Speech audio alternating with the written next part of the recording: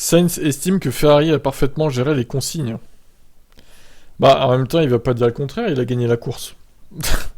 Clairement, hein. Donc pour ceux qui n'ont pas vu, et si vous avez pas vu la course, vraiment, regardez-la parce que c'est vraiment une course à voir, hein. Si vous devez en avoir une cette saison, c'est celle-là, hein, clairement. La gestion de la course de la Scuderia Ferrari et Silverstone hier a posé beaucoup de questions. Au début de la course, après le deuxième départ, Sainz s'est retrouvé en tête, puis, après les ennuis de Verstappen, son équipier Leclerc est remonté sur lui, et s'est beaucoup plaint de son rythme lent. Pressé d'aller plus vite, comment l'Espagnol a-t-il réagi à cette demande lors du premier relais et lors du deuxième? Au final, il a dû laisser passer Leclerc.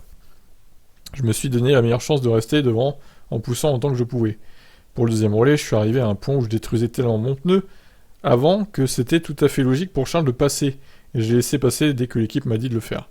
Au premier ordre, je réagis, j'ai toujours eu l'esprit d'équipe, je l'aurai toujours, surtout chez Ferrari.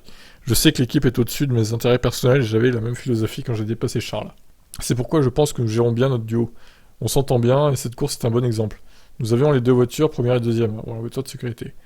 Au redémarrage avec la voiture de sécurité, Ferrari lui a demandé de rester à une dizaine de longueur de la voiture de Leclerc, la distance maxi tolérée par la FIA, ce qu'il a refusé de faire. Pense-t-il toujours que l'équipe a bien géré les consignes à Silverstone?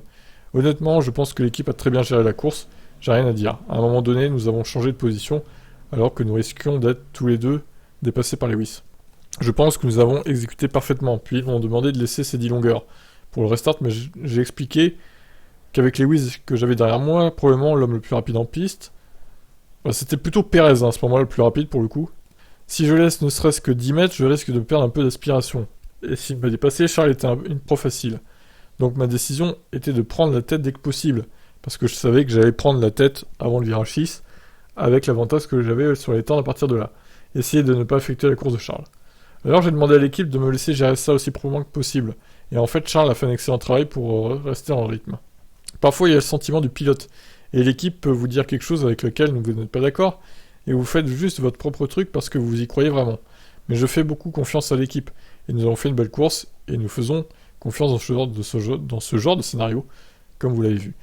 Ouais, alors il a quand même désobéi à un ordre direct de Ferrari. Sainz, ils lui ont demandé de rester à la distance de Leclerc au restart. Ce qu'il n'a pas fait, donc il a désobéi clairement aux ordres de Ferrari. Donc apparemment ça passe bien, du côté de Ferrari ils s'en foutent, puisque Binotto n'a rien dit sur ça, donc voilà. Donc en fait Sainz il écoute quand il veut Ferrari, hein, quand ça l'arrange en fait. Donc voilà, étonnant.